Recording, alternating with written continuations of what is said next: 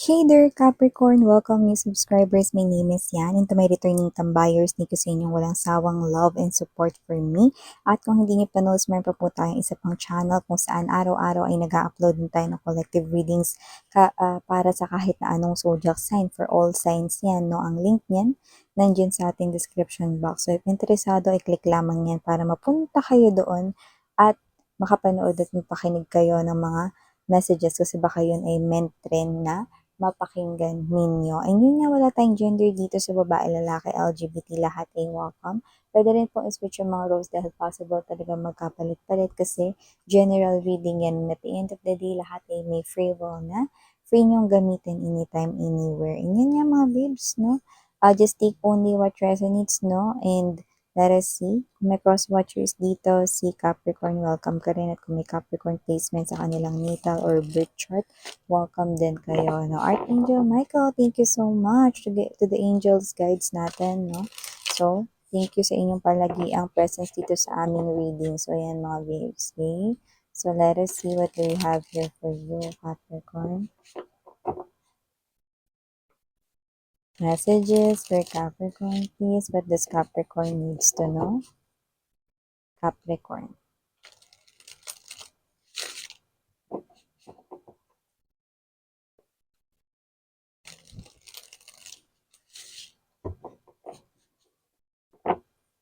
Okay, so let us see what do we have here for you, Capricorn. So you do have here the energy of 12 Cups, the Queen of Wands, the Knight of Cups, the Devil, Ten of Wands, Four of Wands. Bottom of the deck here for you, Capricorn, Chariot, Eight of Coins, and the Four of Cups. Okay. Yun, no? So, meron dito mga babes, mga energy gumugulo sa inyo, no? Actually, marami sila rito, no?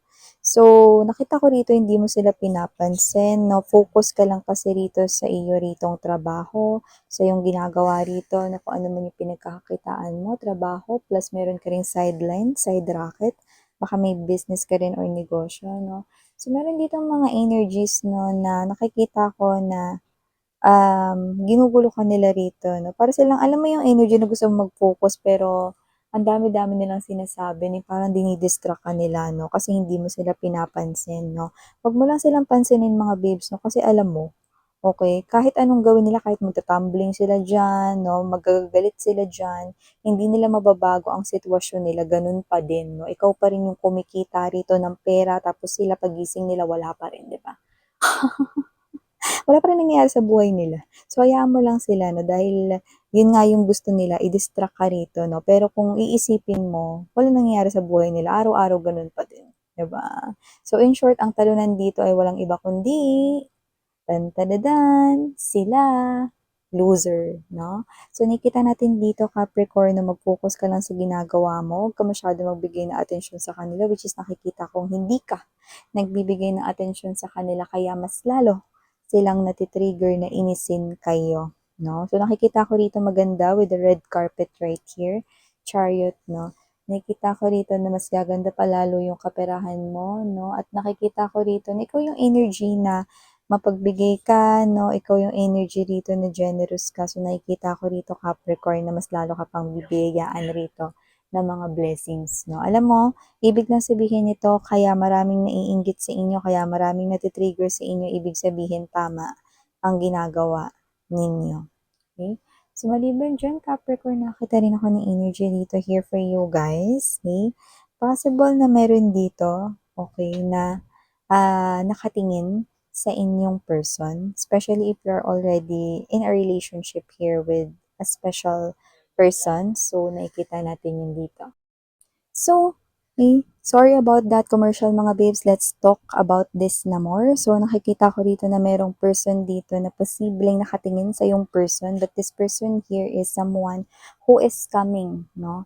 Sa future pa. So, hindi pa siya dumadating ngayon, no? So, this person right here is someone na posibleng ma-attract sa person mo. So, nakikita ko na meron sila ditong magiging malapit na parang, hindi yung magiging close sila ha. Ibig ko sabihin parang madalas niyang makikita kasi yun. So, pwedeng ito ay work-related, finance-related, no, or negosyo related, no, may ganyan. Basta related sa money, no. Pero, professional ang iyo rito, no, na partner. So, hindi ko nakikita na makikita niya ito as a woman or as a man na pwede niya ritong mainlaban, no. Hindi. Nakikita ko rito that your person's eyes ay para lang sa inyo.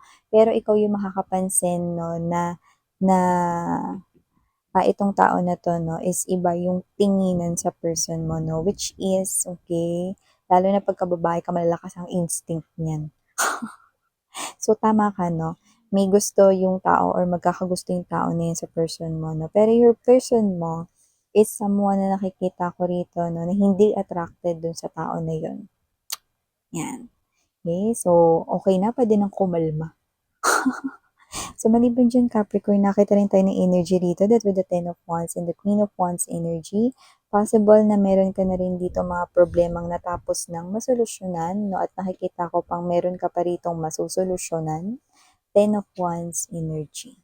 Yan. So, nakikita ko rin dito na yan ay may kinalaman more likely sa issue sa loob rito ng inyong tahanan, no? More likely sa connections, no? So, issue sa tahanan or sa mga kamag-anak dito, no? Or issue with your friends, no? Misunderstanding yan. Usong-uso yan, di yan naluluma. Kasi minsan, di ba, yung sinasabi natin, iba intindi ng iba, parang feeling nila naghahanap ka ng gulo, no? Pero sila, para sa'yo, hindi naman yung ibig ko sabihin yan, 'no. Iba kasi minsan yung intindi ng isang tao, 'no. Lalo na kapag punong-puno siya ng problema sa buhay, lahat ng mga intindi niya sa mga bagay negative. Kahit maganda yung gusto mong sabihin, negative yung intindi nila, 'no. Gano'n kasi yun, ibig sabihin may mga problema silang hindi nasosolusyonan ta's nadadagdagan pa. Mm. So, maliban diyan na nakita rin tayo ng energy rito, no, that when it comes to new love, meron someone here is coming towards you. This person is someone na nakikita ko rito na parang baka ito ay foreigner or coming from a different country or baka lumaki siya na iba yung kanyang kinagisnan na ethnicity, culture, background, or belief, tradition na rin. Pero kung sino man siya, no, you will meet this person right here, yan, no, sa isang klase ng okasyon na hindi panglahat. Okay? More likely invitation is definitely very evident right here. So parang kung sino lang yung nakalista rito sa pangalan na to, sa mga guests, no? Yun lang. Parang yung kung sino lang yung mga attendees, sila lang makakapunta rito. So pwedeng yan ay event. Pwede rin naman yan no, na seminar or whatever. So may ganyang klase ng event. Yan, no? Kung sino yung nakalista, yun lang yung pwedeng pumasok dyan sa venue. So, mamimit niyo yung person na yan. Okay? So, pwedeng yan ay binyagan, kasal, whatever. Kung wala sa guest list, hindi pwedeng mag-gate crash, bawal pumasok. So, definitely, this person right here is someone na pwedeng kilala rin ng kilala mo na. Yan. Okay? But doesn't have to be close to you. Okay? So, maliban dyan, Capricorn, nakakita rin tayo ng energy rito, no? Na posibleng meron kayo ritong na lalapit, no? Na pwedeng alam na ng iba sa inyo. Baka nasabi na sa inyo, pero yung iba hindi pa. Nakikita ko rito na meron kayong nalalapit ritong business trip or parang related rito, no, na travel na may kinalaman sa inyo ritong trabaho. Yung iba, doesn't have to be that you're working in a company. Yung iba pwedeng ito ay kayo ay self-employed, no? At possible na kayo ay looking for potential na pagtatayuan na location ng inyong branch or ng negosyo ninyo, pwedeng ganun. Kasi nakakita ko dito ng travel na pwedeng pinagplanuhan ninyo or yung iba hindi naman kayo nagplano, pwedeng yung company. Nagtatrabaho ka sa isang company, no? And nakikita ko rito na bukod sa work, na possible na ma-enjoy mo rin yung time mo here. Kasi nakikita ko rito na masisingit mo rito, no, yung selfie-selfie mo. No? At nakita ko rin ng mga babes no, na maaaring, ang ibig sabihin do selfie-selfie na makakapasyal pa kayo rito. Okay? So, kung kayo rito no, ay representative ng company ninyo no, dito sa place na to, no, at kayo ito na magsa-side trip kayo diyan, no? Lalo na 'pag siguro 'pag pauwi na kayo or whatever, no, dadaan muna kayo sa kilalang spot or tourist spot diyan, mga ganyan, no? So, may nakikita tayong ganyan selfie-selfie, yan, no? May iba naman doesn't have to be tourist spots, no? Maaaring kayo ito na tamang picture, no, sa mga sceneries, no, or baka sa kainan, no, you're inside coffee shop, no, tas aesthetic, no, picture-picture, ganyan. So, nakikita ko yan dito. Mag-enjoy rin kayo, no, dito sa inyong business trip or related sa inyong financial na travel or trip. Okay? So, last but not the least, message right here for you, Capricorn. Nakita ko dito ng energy no, na hindi naman sa mas magiging vain kayo. Okay? Or kayo ito na parang um, what's this? Yeah, hindi naman sa magiging vain kayo rito, no? Maaring kayo ito na mas mag-focus lamang kayo rito sa inyong sarili, okay? Possible rito na magkaroon ng glowing ng inyo rito, no, na physical appearance. So, pwedeng meron ditong magpapalit ng style sa clothes, pwede rin naman na style sa haircut, no, or hairstyle. Napapagupit kayo, papakulay ng buhok, no, mag-iiba ng outfit, no, bibili ng bagong makeup, bibili rito, no, ng kahit na ano na parang bibihisan or susuotin niyo yung sarili ninyo, no? Ibang look naman, no? So, yung nakita natin dito. Okay? So, maganda ito, no? Kasi isa itong klase ng indication na mas nagiging confident kayo na dalhin yung sarili ninyo.